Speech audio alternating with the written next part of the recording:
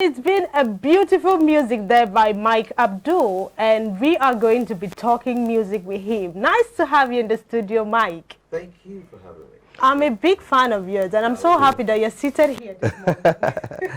I'm glad to be here. Thank How you. are you? I'm good. You look good. Thank you. Okay, so let's talk about music. How long have you been in the industry? Woohoo! Well, officially since I'll say 20. Am I forgetting? Well, officially since 2001. Wow, Actually, that's a long time. yeah, yeah. That's You know, beautiful. I started with Midnight Crew. Yeah, started with Midnight Crew. Yeah, and then became Mike Abdul as years went by. Have you always had this passion for gospel, or you were always doing secular before switching into gospel music? Well, it's always been gospel. Apparently, just been music. Actually, loving music as a child. My parents would play a lot of music in the house, a lot of records in the house, and found myself getting attracted to the things I heard. But of course, over time, and with Mama's flogging and taking me to church all the time, Yeah. when it was time to do music, it was just inevitable. I had to do gospel music, and I'm here. Do you enjoy doing music? I love music. Okay, Sam. All right, so I understand that you're based in Lagos, I am. and you're also a songwriter Yes, please. and a music producer. Yes, please. It's good to have you once Thank you. again in the studio. I would want to ask you, first and foremost, you just gave us your background, that you started music in 2001 rather. 201, yeah. And we want to know first, what actually drove you into music? Well, the first was a love for it. Amongst all the fields of endeavor. All right. The first was actually the love for it. I had the passion, and then I think good enough for me. As time went by, I practiced, you know, and You practiced on your own? well, I practiced with Midnight Crew.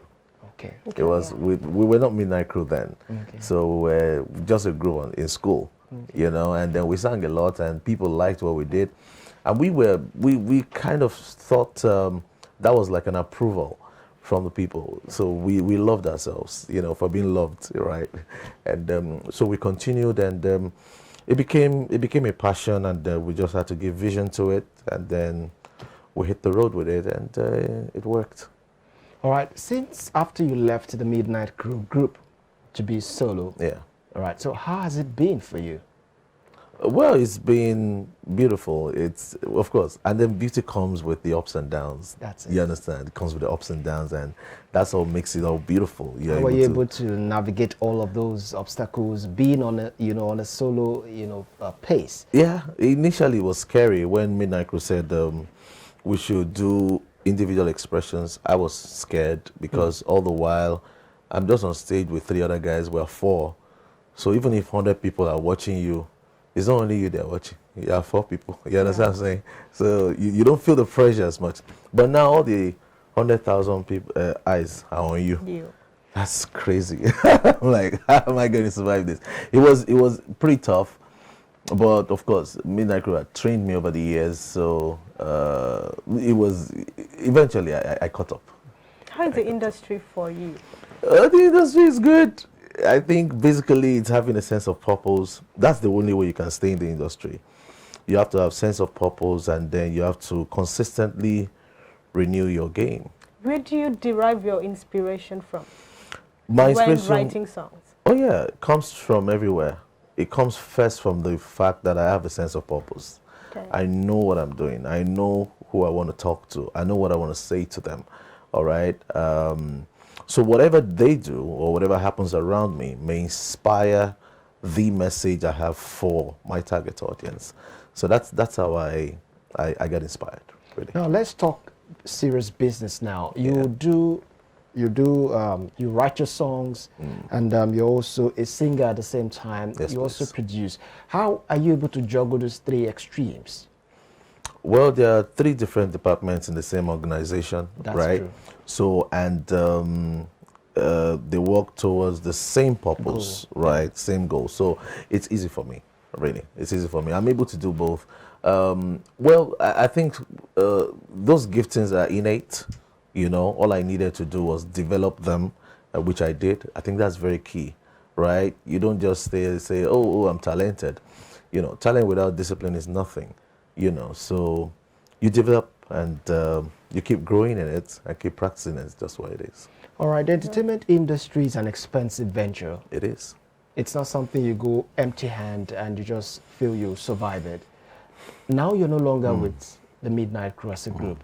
You're on your own. How are you able to go through all of the expenses, which has to do with putting out songs, Yeah.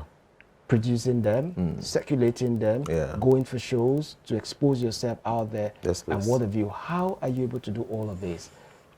It's just taking it one step at a time.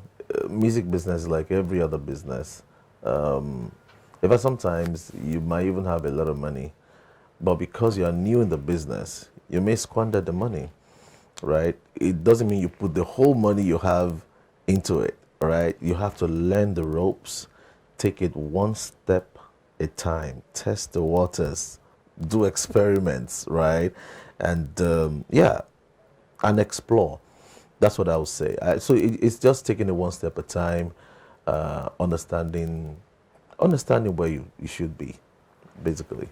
All right, do you fund yourself, or you have people who believed in your career and have been there for you, giving you all the support that you need to go forward? Well, it's been particularly self-funded, and the music also pays itself, really. I was about going there. I wanted to ask you how lucrative this business is. For the sake of our viewers who might want to go into the music business but do not understand if this thing is really a suicidal mission or some we interviewed a guest like you who told us it has never paid him, but he's not going to be deterred. He's going to keep moving until he gets it. So I want to know, is the business really, really lucrative? Is it promising for someone who is actually listening to you right now or watching you right now to be able to go into it? I think the first thing about every business should, even if you want to make money in business, the first thing you want to do is make impact. Yeah. If you make impact and then you make sure you develop products that can bring solutions, people will pay for the solution. Naturally, people will pay for the solution. So the same thing with songwriting and music, right? You must see your songs or your pieces of music as products. If you don't see them as products, you just throw them out there and then you depend on luck, right? You have to see them as products, and then you have to understand who's my target audience. What solution is this song giving to this society? What am I adding to the community? If you are able to figure that out,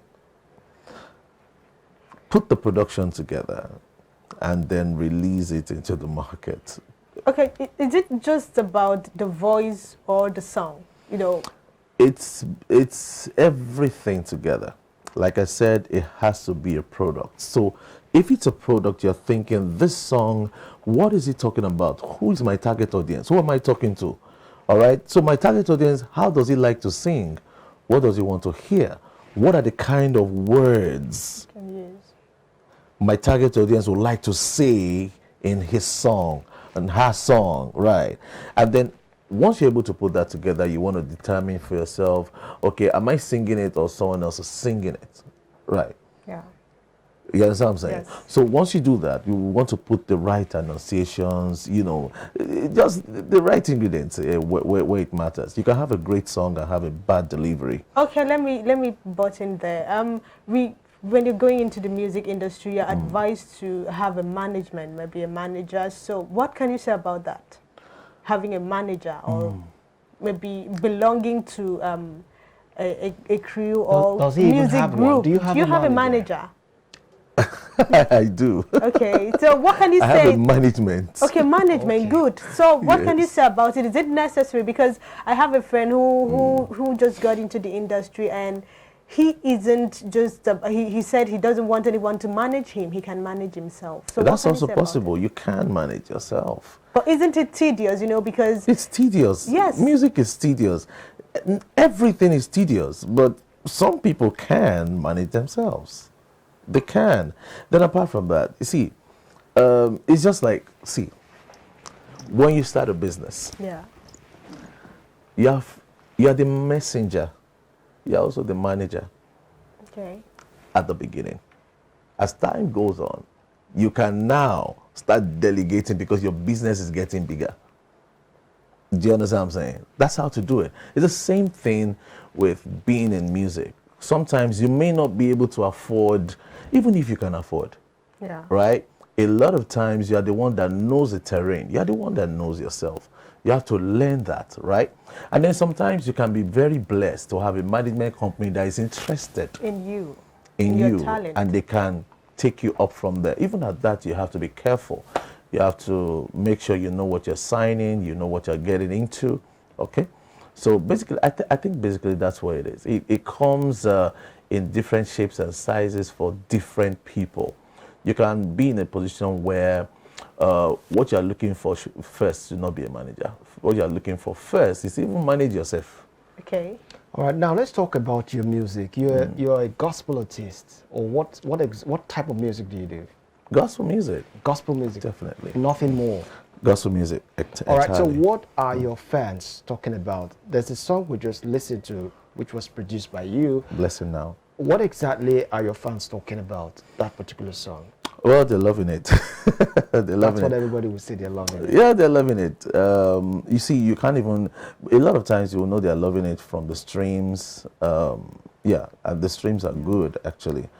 It's not just what they're saying, but we can see from the streams that they're really going for it. They're listening to it every day, and stuff like that. So What inspired, just a moment, Okay. what inspired that particular song, we heard not Blessing before the Now. break?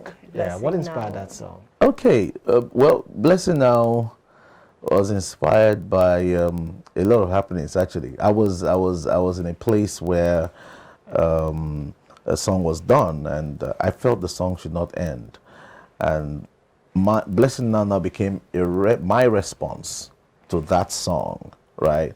And then, while I was putting the song together, this bomb blast at it was Ekiti happened, and that just didn't go down well with me. So that was what Were you at informed Ekiti the State, verse.